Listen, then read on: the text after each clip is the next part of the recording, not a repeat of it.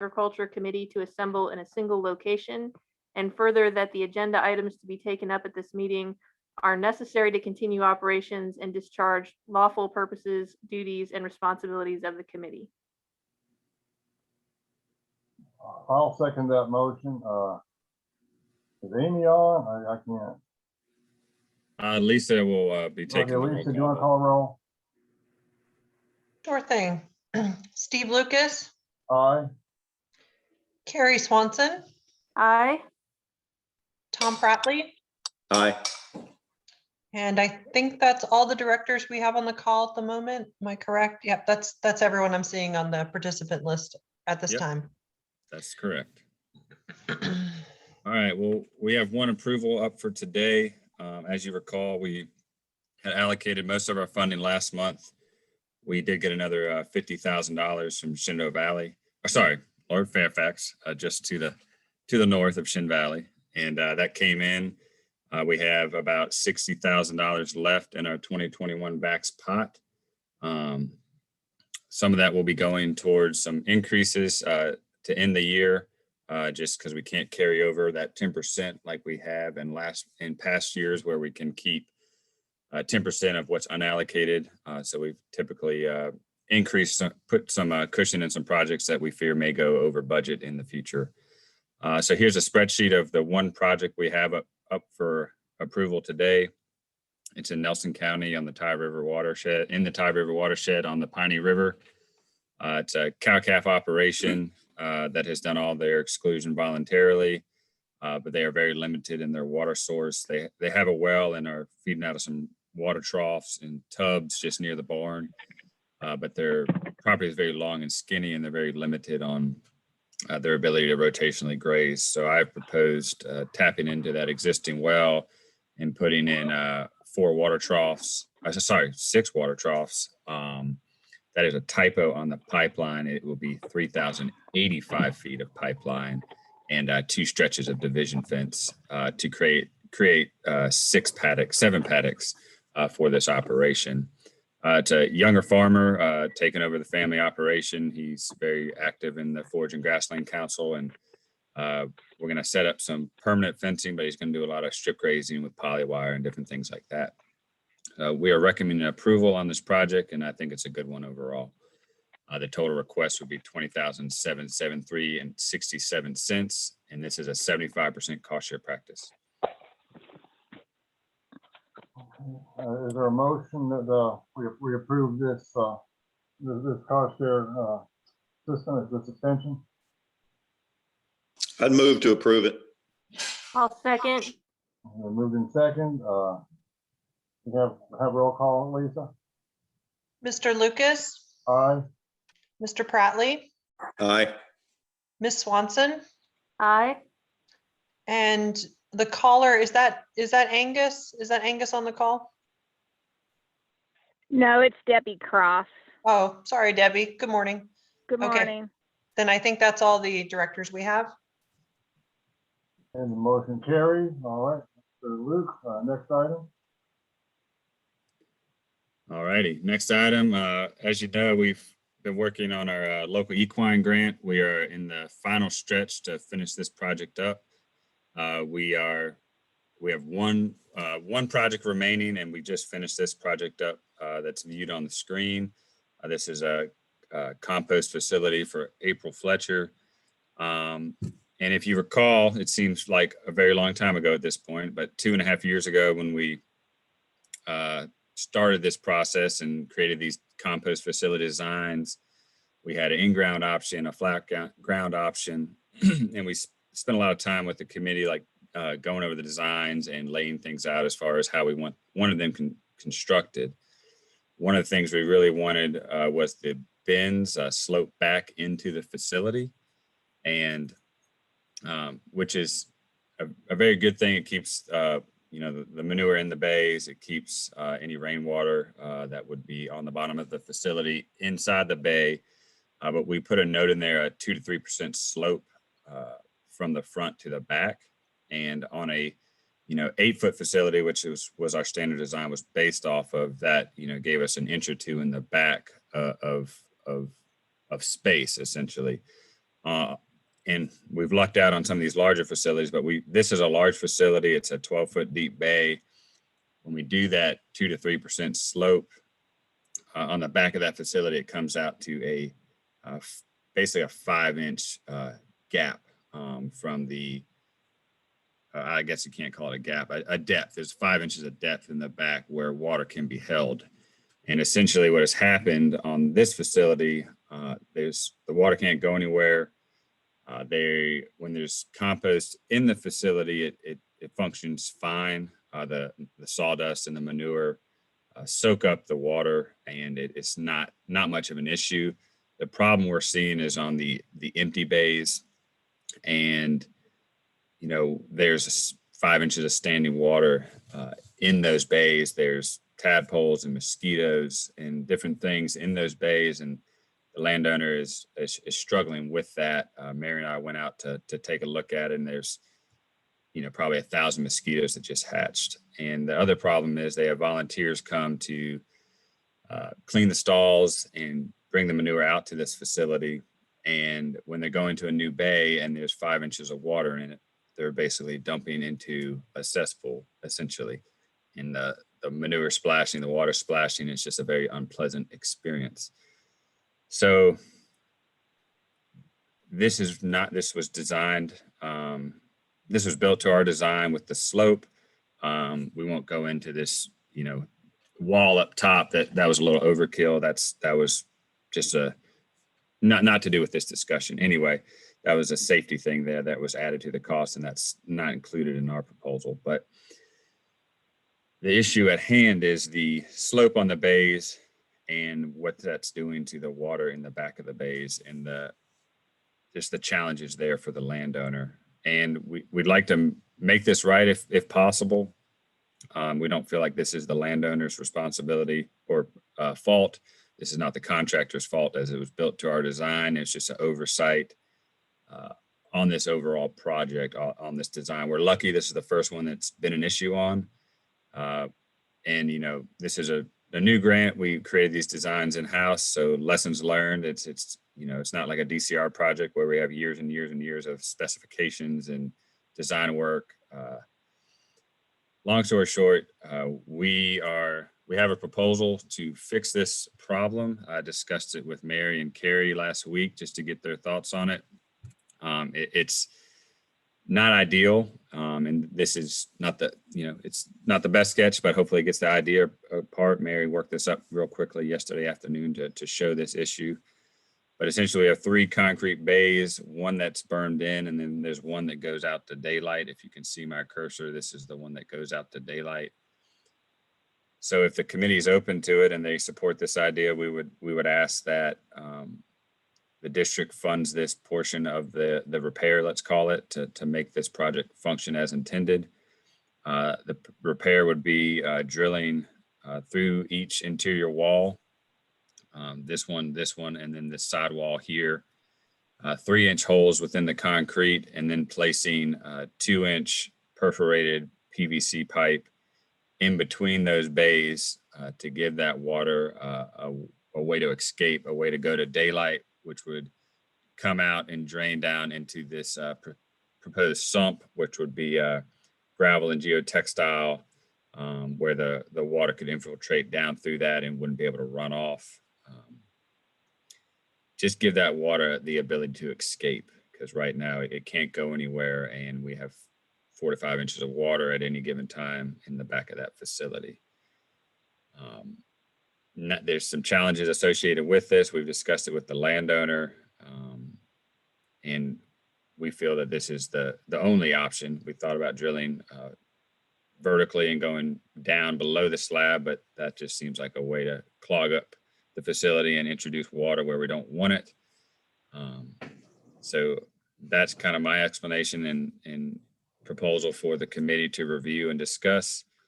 Mayor, if you have anything to add, please do so. Carrie, if you want to add anything based on our discussion last week, just kind of opening the floor to this issue and any questions, et cetera.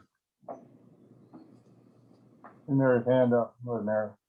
Yeah, I was just going to add that both the landowner and the contractor have been involved in the discussions about this potential solution, and the landowner is comfortable, hasn't said anything. Otherwise, there is kind of another facility that's, you know, ready to be installed here, needs to be finished up in the next month, and they basically want to see this fixed before they put the other one in, and they want the other one to not look like this. The contractor is also offered to provide the labor for this whole drilling for free, which is great. We would like to cover the material and the costs of the drill rental. And the costs are outlined here. We're estimating a total material cost, drill rental and some miscellaneous materials at $300.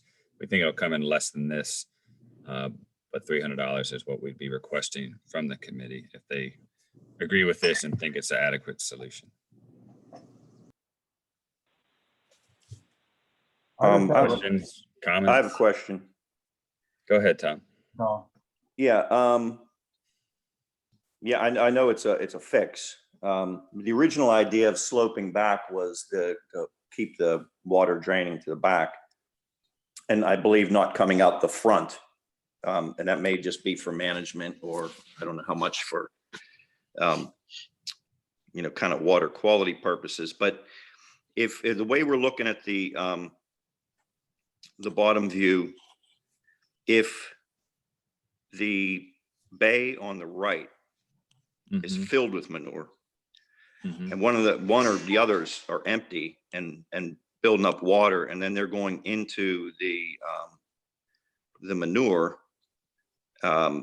do we need something more than a simple sump? Something a little bit more in the way of tree. I mean, what do you expect to have coming out of the daylighted hole, the drain? What do you expect to have coming? I mean, we're not just going to have mosquito-y rainwater if it's coming down through one of the full bins. So it's a great question, and basically the PVC is going to be in the back corner between these weep holes so that the water can move through without really getting a lot of manure juice, for a lack of better word, in it. And frankly, there's water standing in there right now, but once it's drained out, it'll only be happening when it rains actively. If there's a full bay of manure and we're getting a lot of rain, they should have that covered with a tarp. They have those eye hooks in place for that to be put up. And there is not really space on the downhill side of this facility to install something like a rain garden that would really treat that runoff with the nutrients in it. And, you know, that would look at more funding too, to do something. Right, yeah, sure. Is there room for some type of a trench? Some kind of a, what do you call it? Like, I don't know, like biofilter? an infiltration trench. That's basically what we're proposing with the sump is So it's your a sump's going the whole length of the, filtration. Yeah, I mean, Okay. the idea there is that the water will infiltrate any solids that come with it, which, you know, Carrie, chime in if you disagree, but with the PVC facing down and just the manure on top of it, you know, there may be some, I call it slurry or whatever you want to call it, come with it, but it's not gonna be solid bits of material that will come into the sump, and then the landowner will have the ability, if there is manure on top, to dig it out with a shovel and put it back into the facility. What we don't want to do is, you know, trench it or daylight it, you know, where it goes down the hillside and then eventually runs off. It's a small area overall. Most of the time there will be manure in at least 2 of the bays. And, you know, we're just talking about rainwater for that area. So, you know, we're not talking about it flowing year round or anything like that. Just the ability for the water to escape and get to the sump. And I think just a small sump, you know, 2x2, 3x3 on the side of the facility will be adequate to serve this purpose. Let the water infiltrate and leave the solids on top if there are Yeah. any. It seems like a management point that would be great is if they were always tarping in wet weather, because that would probably help a lot of what I'm I'm It talking will, about, 'cause I it know will what you're help saying. on, we, The we, small amount of water coming from one of the bays moving through the bottom of the manure pile might not bring a lot with it, but a lot of rain coming down on the top of an uncovered manure pile would probably have us a lot of stuff coming out. not, I mean, depends on the amount of rain, and that's a good point, Tom, but depends on the amount of rain. We do have the eye hooks on top, so we can cover that manure pile. They can cover that manure pile with tarps if need be. But with the amount of sawdust and shavings mixed in with the manure, it really soaks it up pretty good and Okay. kind of absorbs a lot of that manure. And then on the empty bays, they could put a tarp over it, but on a 12 by 14 facility with no support in the middle, that tarp doesn't stand much of a chance, and it's really hard to get that water out of there. So that's not really a permanent solution in my mind to fix. I the agree. I agree. uncovered. Tarping the manure, it was the big one, I Yes. think. Yeah. Yes, and that's just for, a lot of times you need the moisture. Right now, they're probably getting to where they need the moisture. But over the winter and times like that, you probably want to keep it covered. But I would refer to Carrie on the specific compost questions. Yeah, I mean, you're exactly right. And Tom, it's really the concern is the bay that's empty. So the bays that have manure in it or that are actively composting, they've got the tarp for the extreme wet weather, and when the composting slows down. But this time of year, they probably don't even need that. It's really the empty bay, is my understanding, that's having trouble, and just needs a little bit of drainage. And the tarp's not working for that purpose. So. Okay, and we have the $300 is just coming right out. There's enough in this grant. No, that's the issue. I should have brought that up. I apologize for that, Tim. Tom. We have allocated all of the equine grants for equine funds for this project. That's another challenge with a small grant like this, and the goal of zeroing things out. We approved the rest of that funding 2 months ago on a final equine project to zero out that funding. And so our request would be that this would come out of the general fund from TGS WCD to make this fix, make this right, not ask the landowner to cover this. Right. Okay. At $300, that doesn't bother me too much. A much larger amount of money coming out of what I would almost like general funds or operating funds or whatever to fund practices, I'm leery about, but that's not a huge amount of money to be saying we're just taking it out of, if you know what I mean. Like if it was thousands of dollars, I'd be resistant to taking money that's not for practices and spending on practices, but this isn't a huge amount of money. No, I understand that, and we definitely try to avoid that.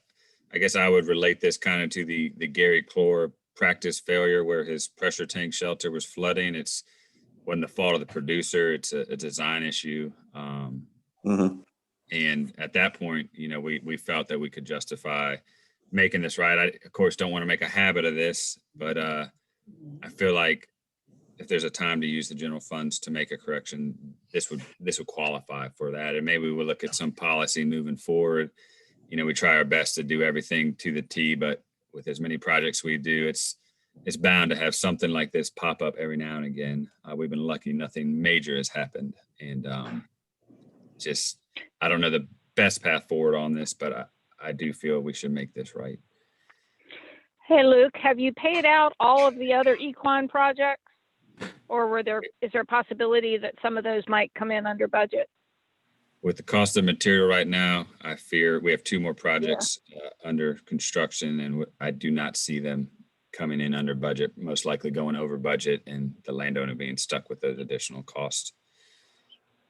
But thank you for thinking of that. I don't see them coming in under budget. Right.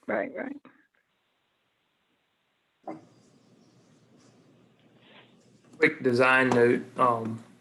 I think the actual diameter of a 2-inch PVC pipe is 2 3/8, so that might be adequate to handle, and it might be a tighter fit than the 3-inch hole. The drill bit that is available is 3 1/4 inch.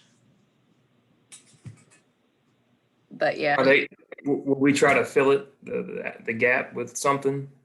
the idea, I think we wanted to leave it with a little room, so if for some reason it does get clogged or something like that, the producer can pull the pipe out and clean it, et cetera, when those bays are empty. I think it'll kind of act like drain tile behind a house, if you will, a burned in basement. It'll be flat along the back. We surveyed that last week. It's within a, 1/10 of an inch across the whole back. And so if water does build up, it'll take the path of least resistance, which should be that pipeline out to daylight. Does that make sense to you, Tim? Yeah, I didn't know if that'd probably be fine. All right, what's the pleasure of the board? Have a motion? Well, I would move that we approve the corrective action put forth by staff. Thank you, Tom. Is there a second? Second, Thank you, Carrie. Any more discussion? Lisa, you call the roll? Mr. Lucas, Aye. Ms. Swanson, aye. Mr. Pratley, Aye.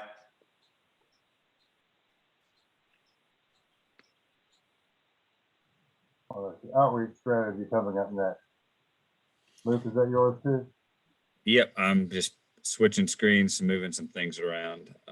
Give me 1 second, please.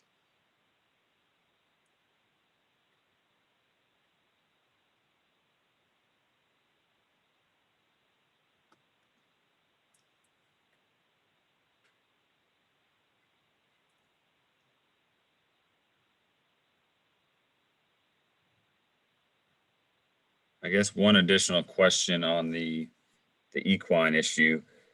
Ag Committee's recommended approval, somewhat timely as far as wanting to get this fixed as soon as possible. I guess technically, unless we use delegated authority, we should not give them the green light until this goes before the board.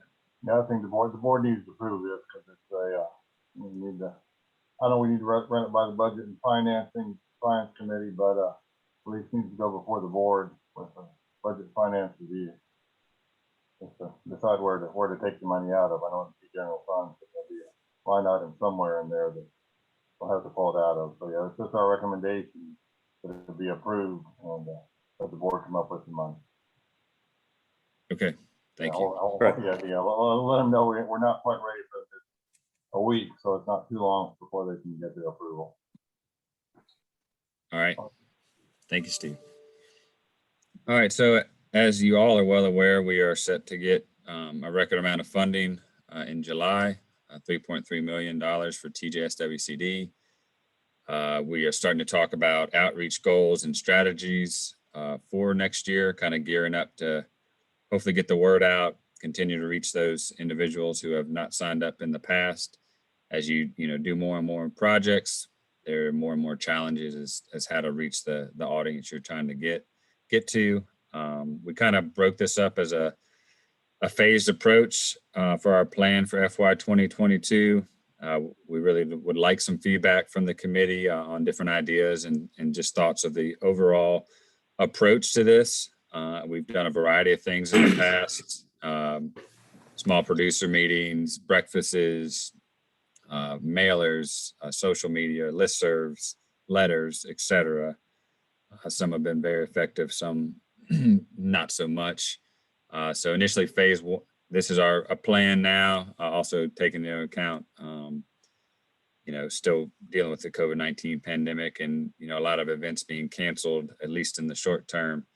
But initial phase would be reaching out to partner organizations. I shared a list with you all yesterday, and we can look through that later on. But we have a large group of organizations and partners, from cattlemen's associations to farm bureaus to cooperative extension, et cetera, putting together some information for their newsletters, their listservs, their social media, trying to get a letter in the Central Virginia Cattlemen's Association, the Southern States newsletters, things like that, just promoting the program. And kind of that initial phase being more electronic or more not in person, kind of using printed materials or electronic materials to get the word out Then kind of moving in, timeline for that would be starting that in June as we know what's available, we know what's coming. Phase 2, looking into distributing materials at physical locations, Southern States offices, stores, co-ops, Farm Bureau locations, different places like that.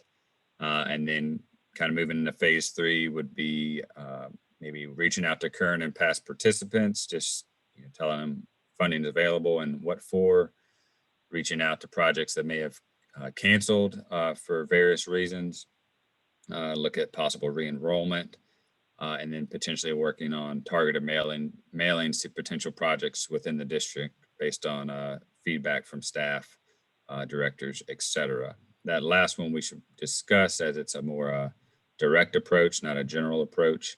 And then also just thoughts overall on, field days, producer meetings, our audience and what we're trying to achieve with different outreach strategies, looking at what we're doing on websites, our websites, other people's websites. We're starting to do more videos and farmer testimonials and different things like that. So a lot of options overall, just trying to figure out the best path forward, and hoping to get some feedback from the committee and staff as we try to get going on this over the next couple of weeks. Any I think I see initial? Ann. Do I see Ann's hand up? Say that again, Steve. I see a hand up with Ann. Do you have something to say, Ann, or is that just? Yeah, that's me. Okay. Thanks, Luke, for that that overview. I think one thing that if you all could do would be to add also a consideration for, as Tom calls it, the little p for political purposes. But really, it's the audience. I think that the ag team is really good at targeting is for signups, making sure that the producers and those folks know that we have new programs, we have new funding, et cetera.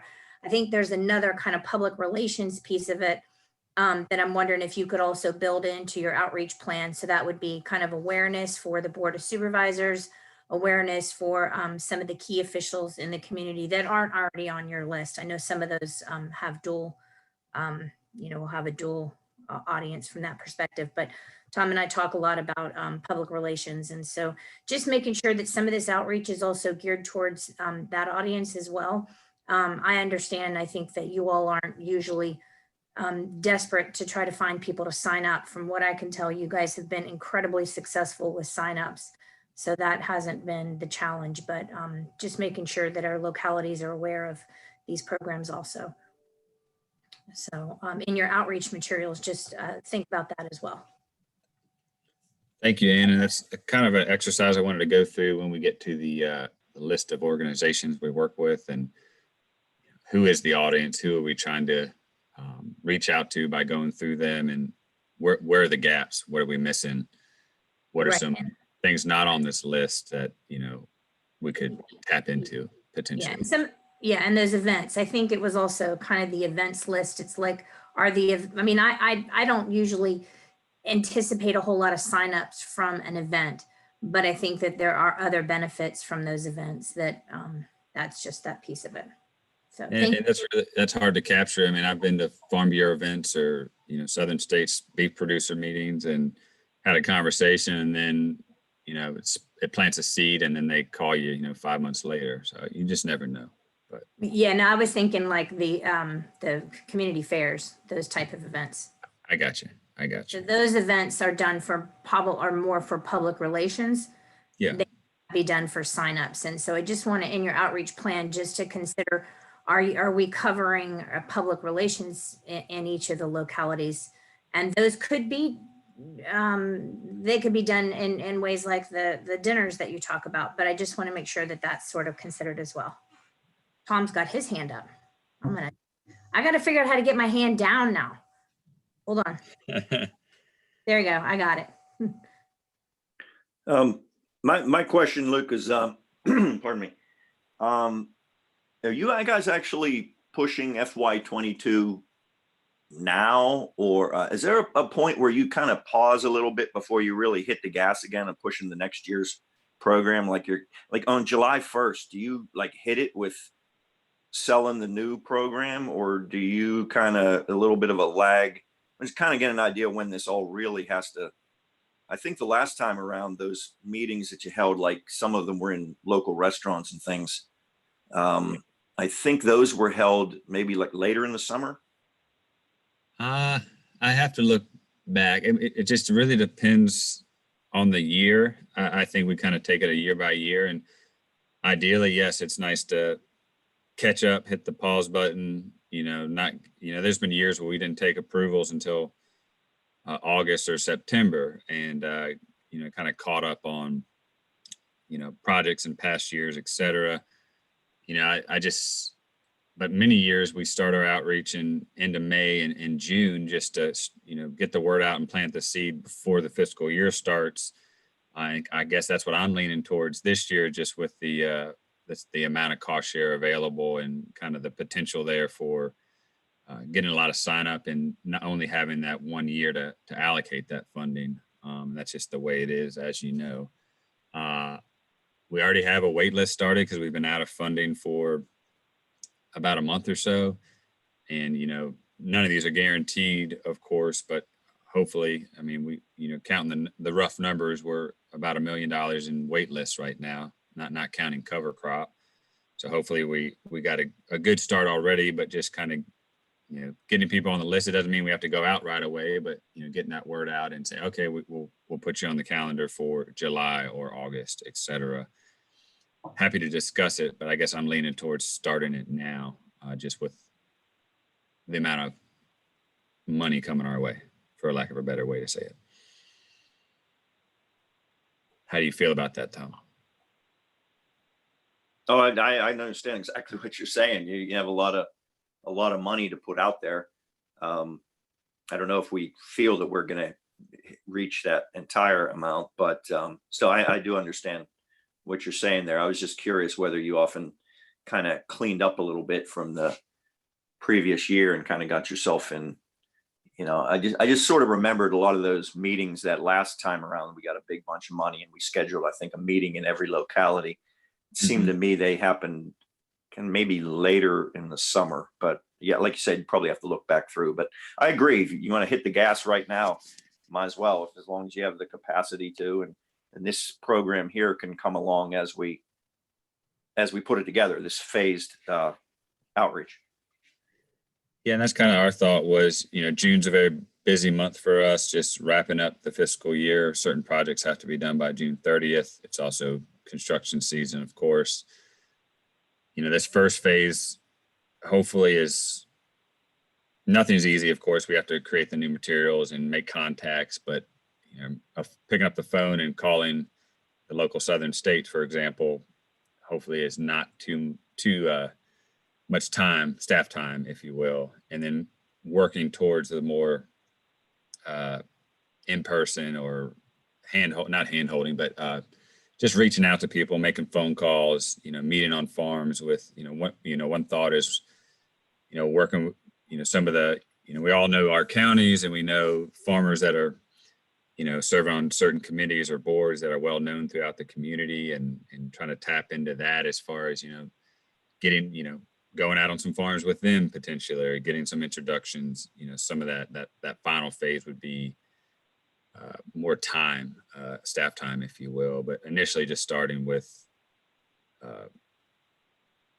electronic and different ways that don't take as much time, if you will, just based on June and July being so busy. But that'll give us a way to at least start it and then jump to phase 2, phase 3, and after July is guess what we're thinking. I believe that, yeah, the best way to get this stuff done is to network, which is what your phase 1 and phase 2 are really doing.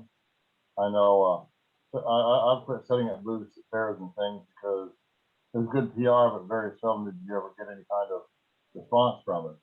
Whereas people hear from other people and the word gets around. So I think this is a good start. I think it's a good plan. And I think, as we look through it for the next few days, all the community members can come up with some ideas. Somewhere in the past, and I was looking up some of this information, I found a bulletin board that the state has it has a lot of this kind of information in terms of press releases. And you know, the newspapers go looking for something to put in the newspaper and they pick up these press releases. So I'll have to find that again, but I think it's a good start. I think it's I don't know, I don't have any issues though. We just need to put our thinking caps on and come up with some more contacts and some more networks. Yeah, that sounds good to me. I guess the one thing I'm unsure of, and I guess we just won't know until it comes, but as far as, you know, field days and, you know, producer meetings with, you know, 10 to 15 people potentially, as we've done in the past, how does that fit in? Considering just where we are with COVID, hopefully on the home stretch and we're getting out of it, but you just never know. So it's hard to. I think people, when we, you know, when things loosen up and really get loose, I think, you know, all these farmers are going to be looking forward to getting out and, you know, the small groups in particular, you know, the guys get together with similar ideas, meet with the Cattlemen's Association, get in on their meeting agendas, things like that. I think we can make a lot of headway that way. Yep, I agree. And, you know, right now we don't know if events taking place, et cetera, but as they come, we can evaluate them and see if we should attend. And hopefully some of those meetings start back up this summer and fall. And then maybe looking at a field day, maybe next spring or this fall, best case scenario. But we'll continue that. Say that again. Tom's hand is up. Are you up again, Tom? No, actually, maybe it's that thing that Dan said about Okay. how do you put your hand back down? I don't know. I think the most success I've seen is from like pasture walks. It doesn't have to be anything crazy. I know the one we did at Johnson's was like a huge event, but I think just a simple pasture walk with 20 producers would yield better results than a lot of things. I think that's a good point, Tom. I mean, God, I did it again. Tom, I switched it. Tim, I agree with you on that. And I won't say names, but I've talked to a couple producers about, you know, we've done some projects out there. They're on board with, you know, the systems, the rotational grazing. They've seen the benefits. And, you know, I think there could be a lot of benefit, even if it's 5 to 10 people coming out to a farm and we've done something and, you know, showing them, this is when I started my rotation. This is, you know, where my grass stands at this point, like kind of getting those people on the fence or people that have considered the program but haven't committed to go see it and on a smaller setting. You know, Johnson's was great, but there was almost 100 people there. It's easy to get overwhelmed and you know, not be able to ask your questions, et cetera. So I think that's definitely something that should be included in the plan. Just each county thinking of good projects to go see and doing, you know, 5 to 10 participants for those. I'll give that a third or fourth or whatever that is, but I know that I've got some folks that have really successfully implemented the program, and the amount of grass that they have right now is just astounding. And I've got folks I'm working with that are definitely on the fence about whether or not this works, and just showing them that it does and letting them talk to another farmer would make a huge difference. All right, so it sounds like the overall plan sounds good to the committee. We'll start working on some outreach materials in the next couple of weeks, share those with everyone before we send those or blast those out to the different partners and organizations. I'm going to switch to this spreadsheet I sent out. Pull that up and just, we don't need to go through it overall. I just want to kind of share the overall kind of goal for it. I sent you guys the PDF. I'm going to share the spreadsheet, the Excel spreadsheet we've been working on, and I think y'all can see this. Should be pulled up now. So essentially, we haven't got this yet all the way. You know, this is a tab at the bottom where we have our partners and affiliates. We're trying to build it to where we have kind of a list of, you know, workshops, churches, community, public facilities, all these things kind of built together as this database of where we hit different organizations, different people with outreach. And, you know, if it's septic, if it's VCAP, you know, et cetera, which avenues we want to take to get the word out. We're working on that. We haven't got there all the way, but that's what's one of our goals. This is a list of our partners and affiliates. You know, I'm not sure if everyone got a chance yesterday since I did send it so last minute, but you know, this is kind of our list. We're going to be working on finalizing these contacts, reaching out to them, see if they have a listserv, if they have newsletters. Some of those we already know. We've had success, you know, working with them and different things like that. You know, I'd like to get something in the Central Virginia Cattlemen's Association, different things, different options as newsletters, websites, social media posts, etc. I guess my goal for today is to, you know, look at the list and see what are we missing, what groups aren't on here that should be. Are there different avenues that we're not considering that we should look into? We've, you know, in the past we've talked about absentee landowners or, you know, tax assessments or, you know, putting letters and things like that. So just kind of wanted to hear from the committee and the staff of what's missing from this list, what would be effective ways to get the word out to some other groups. This is pretty ag, heavy ag, you know, Cattlemen's Association, farm bureaus. We got some equine operations in here. Anyway, I'll stop talking and basically leave it open to the committee for discussion. I think we need to, all of us, take some time to go over this. I just now popped into my mind the Board of Realtors. You have those folks deal with people, you know, looking for land or just bought land and that kind of thing. Or, you know, would be a good resource there.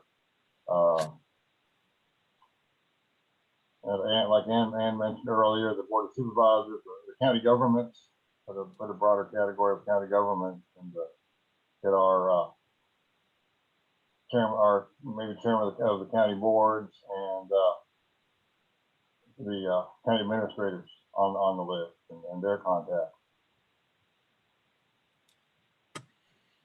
I think that's good. The Farm Bureau Young Farmer Association would be a good one to put on there. Definitely. They have a pretty active Facebook page, I think. What was that, Tim? I'm sorry, you broke up on me. The Farm Bureau Young Farmer Association. I think we got them on here. I see Beginning Farmer Coalition. Okay, what was yours? The Young Farmers? I think the group is called the Farm Bureau Young Farmer Association. We can get something on that. Is that the meeting you and Mary went to about 2 years ago in Zion's Crossroads? Yeah, and that was, I think if we had a better platform there, I think we could have done a little bit more because everybody there was pretty, you know, you get a different crowd with the Young Farmer Association. They're kind of looking to try different things. And no, I definitely agree on that. Yeah, and that was a pretty impressive event, right, Tim? I mean, it was well organized and like you said, they've got a pretty strong presence from what I gather. yeah, Mary actually attended more of it than I did. She could probably, I mean, I was at the end where the dinner happened, but I think the rest of the day was pretty impressive too. It was a great event. I would say that it was in our district, but the downside of it was that it did have folks from around the state, so it wasn't very specific to our area. But I think they have different Chapters. counties. Like, Yeah. so I just looked it up. It's a Louisa County Farm Bureau Young Farmers Association too. So Yep, I and think- I believe Nelson was trying to Yeah, start one. I'm not sure how far they got on it, but I can check with Mark on that. Luke, real quick, I think also for the Nelson, when I do talk to Mark, he always mentions Amherst. So even though I know that Nelson County does not have someone specific, I think we should include the Amherst folks and just let them know that it's, you know, for anybody in Nelson, because I do feel like that they cross over or that they do get a lot of communication. Even the cattlemen, I'm pretty sure that Mark, It's the Nelson Amherst Combined Cattlemen's Association. yeah, so, I would like to get more involved with that. I haven't been in a meeting in a long, long time there, and I'm not even sure who's running that at this point. So maybe I can talk to Mark on that. yeah. Luke? Yes, Tom? Yeah, one thing, it ties in with, but what I'm thinking of is a little separate approach with the small farm outreach program that's going to come out of VSU with DCR.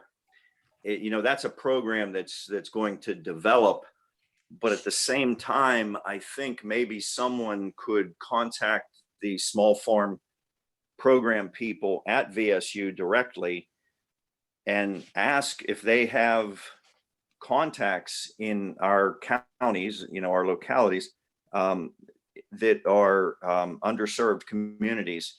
They may already be working with people. You know what I'm saying? There may be some of their small farm program people already working with people up this way, and we would be able to connect with them without waiting for the full small farm outreach program, the one that they're doing with DCR that we just recently heard about. Without that fully underway, we still may be able to get some contacts out of VSU. Absolutely. I think where we can work with organizations that have already started some sort of contact or outreach, we should jump on that if they're willing to allow that. So I think that's a great idea. Anything like that, we're all ears. So we can check into that, Tom. And Carrie, Nelson is not going to have an extension agent in the near future. Is that your understanding, or is something I don't know on that? I can't tell you. I don't have the latest update. I know that they put it out for internal transfer, which is usually, and that was a month or more ago. And usually that means they're moving forward with, if they don't get any internal transfer requests, that they would move forward with advertising it. But I have not seen it publicly advertised, so I can't say. It's on the radar. That's a central district question. I can find out though if you want. If it's not too much trouble, that would be helpful. We haven't had an agent there for many years, and I know Alyssa was helping at one point, but I don't think she's an Amherst anymore. Is that correct? No, she's left extension. Yes, that was my understanding. I'd be curious. No pressure, but it's Huh. always been nice to have an extension agent to work with in each county. Yeah, absolutely. I'll find out. Luke, one more to add to this, and I know I'm looking at your agenda. You may need to wrap up, but it could also be some of your the teachers from the schools that might also be. You've got some pretty strong ag education department in Amherst and in Nelson, I believe. So Absolutely. yeah. So if you've Good got idea. Nelson County folks, and I'm assuming Tim out in Louisa and Tom and Fluvanna. The schools have some education programs. FFA, et cetera. Yes, so Fluvanna restarted FFA a few years ago. They have a going program at the high school. And the VOAG teacher, I know, one of my nephew-in-law's wives is the VOAG teacher in Louisa, so I know they got good VOAG. Those would be good contacts as well.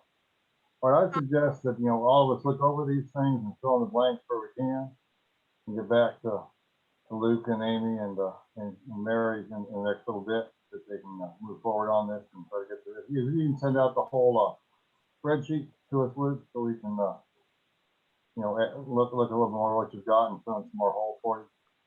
Yep, that sounds good. Let me clean it up a little bit. We'll send it out this week and give like specific directions on how to add it, so we're not wondering what was added, and we can go from there. That sounds like a good idea instead of looking at it for too much longer here. We could sit here. We could be here until supper time tonight if we worked at it. So thank you, Luke, and y'all for all that good information, that good work. It's thankless, I know. All right, moving on, and in the essence of time, we should move pretty quickly. I see, I'm not looking at the agenda cost list. Cost list next. Yep, just pulling it up.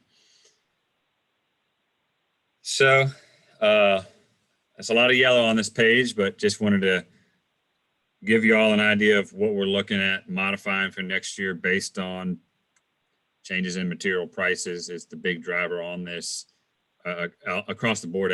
As we've discussed, and everyone's well aware of, whether it's concrete or gravel or fence post or wire or plastic, everything has gone up, and these prices are reflective of June of 2020. So not much discussion. I guess the one thing our goal would be, in years past, we've approved cost list in June at our June meeting. So we're hitting the ground July 1st with a updated cost list. In years past, we've waited until July board meeting to approve the cost list. There's pros and cons to each. There's really a lot of benefit to starting July 1 with a accurate cost, an approved cost list. And that way we have July to work up proposals and we know the numbers to provide to farmers and producers. The one thing this year, the timing of it, do we work all of June and come up with our prices, or would there be some benefit to wait into July to see, if things stabilize or come back down or what? Everything is so variable right now with material costs. Calling to get a quote one day changes completely the next day. So we have a lot to talk about. I mean, a lot to change, lots of things to look into. Everything in yellow is essentially something on our radar to look into, and it's going to take quite a bit of time. I guess I wanted to hear from the committee as far as strategy on it. Should we push to get one ready for June 30th? Should we buy as much time as possible to see where the prices are? A month from now versus 2 months from now. We do have the ability to make a mid-year change based on the new VAX manual and the updated language there. I'm not sure the exact process of that. I need to look into that. I need to look into that procedure a little bit more, but I would assume that'd be something we would look at in January if prices have gone up. I'm not sure how it goes if they go down, but I guess my main request here is just strategy as far as approving a cost list, whether we should look to approve it in June so we can start July 1st with a cost we're willing to pay for projects for FY22, or should we wait as long as possible to see where materials stand as of July, our board meeting in July, which would be the latest we could possibly approve the cost list. Pros and cons to each. Would appreciate some feedback. Yeah, I just want to say that it seems like if that's what we did in the past, and I trust that there was some method where if you had quoted somebody on July 15th and then we adopted something on July 29th or whatever, adopted a new cost list, that was taken care of. We've used July in the past. I'm worried about overloading your staff's schedule with working out this cost list when it seems like we've always been able to do it in the past with July. That's my argument for just let's do it the way we have done it. We have the ability to, Debbie, correct me if I'm wrong. As long as we don't approve any projects, we have the flexibility to go to July or even August, which I wouldn't want to do, but typically we would approve the cost list and then approve the projects associated with that new cost list in July. The July seems to be more prudent. I mean, I hate to put things off. You get a little bit behind with that maybe on some of your other approvals, but everything is so crazy right now. And who knows if they're going to go down. How they've come up so quickly, they'll probably go back down very slowly, if not at all. But that's what gas did this week. But I see advantage to, as Tom has said, to go with the way we've been doing it. It seems to have worked. So I would suggest waiting until July to see what happens since we do have that option. We do, looking at the advantages to each, that it does give us more time. It does give us a longer period of time to see where the prices are at that time, and it gives staff more time to come up with those numbers. The main disadvantage is that, people waiting for approval for July, we would give them old numbers to say this is a ballpark of what we could provide, which, we will be adjusting these costs, which, the grand scheme of things, I think the advantage of waiting July outweighs that disadvantage of not. So I would lean towards July. It sounds like you guys would support that. Correct? We have a motion to that effect. So moved. Is there a second? Second. Okay, any more discussion? If All not, right. Go ahead, Luke. Oh, Elise, would you call the roll? Mr. Lucas, Aye. Ms. Swanson, Aye. Mr. Pratley, Aye. All right. Next on the agenda, as we're wrapping up, two more items. Based on the state of emergency for Virginia, we've been given the green light to have electronic meetings like the one we're on right now, and the ability to use delegated authority. Things things are changing by the week at this point. It sounds like the state of emergency will be ending in the next month or two. And just we have some potential options for delegated authority moving forward, maybe some electronic meetings as well. Just want to have a discussion overall with the committee on that. And Ann, if you will, if you're willing to, since you're more familiar with our options moving forward, just explain where we're at now and how things might change based on the change in the state of emergency, et cetera. Sure. And Steve, do you need to leave right at 10? No, I can go till about 10 after 10. So Okay. All right. I want to be conscientious of your time. We can have this discussion later in more detail as we learn more information. I think we just wanted to get a pulse right now of the committee. Tom and I spoke yesterday, so I think I know where Tom stands. My understanding is the governor may stop the state of emergency, but if Charlottesville, which is where our office is based, continues to carry their state of emergency through the end of the summer, which Amy said they had possibly indicated already, they were not planning on doing anything in person until September. Because our office is based in Charlottesville, we would be following those rules there. So there's the state, there's federal, of course, federal, state, and then local. So if the local ordinance is still a state of emergency, then my understanding is we would be able to continue to have meetings remotely if the board chooses.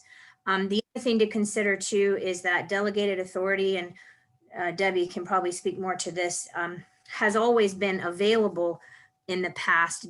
Our district just had not utilized that. But now that we've had a year or more of using that, it may be something that the board wants to continue to utilize, and there may be benefits, certainly. Tom and I spoke, and I think septic is a good example. Do we really need to have someone wait 30 days for a pump out approval if Lonnie is able to give that approval through delegated authority? I guess I feel like the committee's time is so precious that if committee meetings could be saved for things that are, have issues, controversial, similar to the topic that you guys opened with at the beginning of this meeting, then the delegated authority could be utilized to approve some of those things that, are pretty slam dunk, no brainer type projects. So I would hope that the board would continue to consider using delegated authority. I certainly feel like anybody who's given that, who carries that title has the ability to decline approving something if they feel like they would prefer the committee and the board review it, at the end of the month. But just something to consider. And I think it would be great to kind of hear the Carrie and Steve, hopefully I think Carrie's still on the call. Just your thoughts on it. And then Tom, of course, what your thoughts were based on our conversation. No, I think we need to be prudent in using delegated authority, but there's so much just, routine things that go on, like, approving the dam mowing, contract, that, wait till have a committee meeting to vote on something like that was no controversy, no question, he's done a good job. Things like that, I think, delegated authority is very useful. And like you say, I think that, those of us that have delegated authority should be prudent in looking at what we're approving, and, if there's any question, we should run it by the board or by a committee. But I think the delegated authority saves a whole lot of time and a whole lot of other problems that come up. So I'd be in favor of retaining that and using it, as I say, just prudently as we go forward. Yeah, and I would agree with Steve. Great. Okay, and the only thing I'd say, well, history-wise, we have used delegated authority at the end of the year. We would give the ag chair authority to do approvals between the middle of the Right. month holiday meeting and the end of the year. That's true. The other thing is about being, prudent and judicious. We've never rejected one yet. And that's why you'd want to be smart about it. When you think about rejecting one at a board meeting in the ratification agenda, and the board said, pull that one off, we don't like it, and then they shot it down, depending on when that decision was made by the delegated authority, you could have something, wheels set in motion on something that then the board would be saying, no, we don't want to do that. And, that could involve approvals or, expenditure of money or something. So I think that's where we need to be very careful with it. I like it. I think it's been great, but we do have to remember that we've never shot one down yet, and there could come that day. And that's, like I said, something might be set in motion that you would be turning around and saying, no, we're not in favor of that. So just something to keep in mind there. But I agree completely with, prudent use of it. I think it's been very helpful to the district since we've started using it. I would agree, Tom, and we try to really be careful what we put through delegated authority. And as you know, anything such as this equine thing we discussed today, anything like that, or any project that needs discussion, we never go through delegated authority with that. We bring it to the committee and discuss I don't want to call them the problem projects or the concerns, but the things that just need to be discussed thoroughly with the committee and aren't as straightforward. And we'll continue to do that. Right. And the thing we got to remember too is that and this is all, if somebody was totally abusing it, basically you're short circuiting the committee process when you do this, in the interest of time. And pretty much then, the old thing we've been trying to get away from is having the board act as a committee of the whole on certain subjects.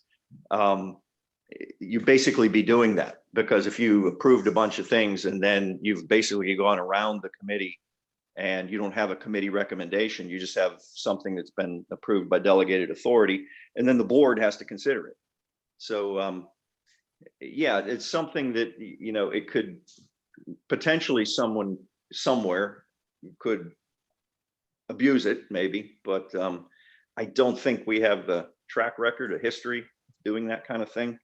And I would hope that would never get to that. But yeah, I've been very happy with it, and I don't really want to see it go away. We just be smart about it. Agreed. All right. Ann, are you good on that discussion? Ready to wrap up with the tax credit stuff?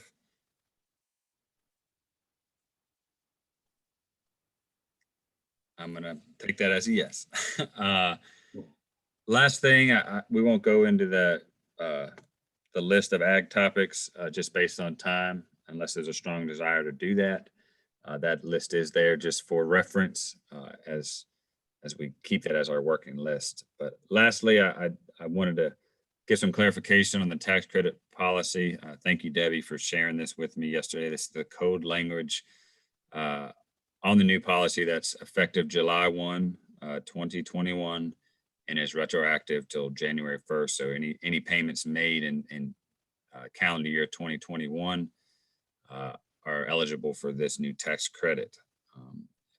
There's some clarification. It is 25. It's always been 25% tax credit on up to $70,000. Initially, based on a webinar I'd attended, I thought it was 50% tax credit would be the change as of July 1.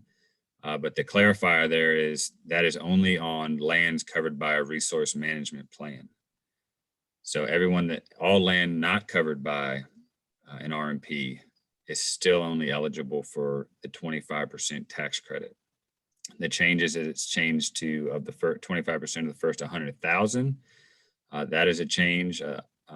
Also, a big change is the tax credit has historically been based off of our allowable costs. So if we thought it cost $50,000 and it was a 80% cost share, we would pay a tax credit between the 80% and the allowable cost is what we've called it.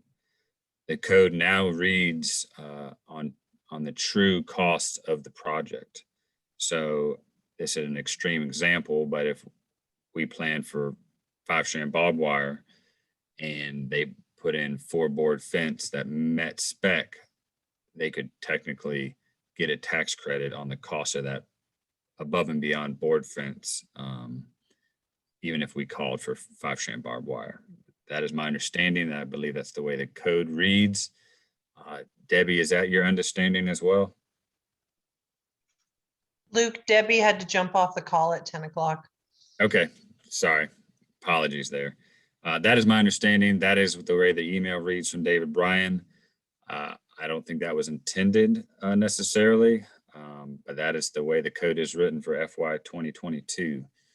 So for example, an animal waste facility that we thought would cost $100,000, they submitted bills for $150,000. They can get a tax credit on that $50,000 over cost. Still wanting more information from DCR on how we handle this. I don't think we can do much about it. I think our hands are essentially tied. I just worry it will get abused, but I'm just giving you guys the update so you know what we're working with. The key thing is the RMP versus the non-RMP. That's what changes the 25% to the 50 being covered by an RMP. So the majority of producers will only still qualify for 25% tax credit. Carrot to get people to get an RMP. Say it again. A carrot to get people to get some of these larger farmers to get an RMP. Absolutely. Definitely looking like it's headed in that direction. That's a big goal from DCR is to get more RMPs implemented, and it's got to be a driver behind this. So, All right, folks, I'm gonna have to bug out. Do we have any more you want to bring up, Luke? Y'all can continue. I'm good if everyone else is good. I would entertain a motion to adjourn. There is a question in the chat regarding the new tax credit policy. Okay, sorry, I'm not looking at the chat. Can you read the question, please, Marie? Sure. Mr. Pratley said, would we or DCR put out a fact sheet to producers on new tax credit policy? I will find that out, Tom. If DCR does not, we can definitely make one in-house. All right, we have a motion to adjourn. Is there a second? I'll second. Thank you, Terry. You the roll, Lisa? Mr. Lucas, Aye. Ms. Swanson, Aye. Mr. Pratley. Aye. All right, thank you, folks. I'm on my way to a funeral. Thank you very much. I'll be sure to look over this stuff and get your comments back to staff. Thanks a lot. Thank you all. Take care. Thanks. Bye-bye.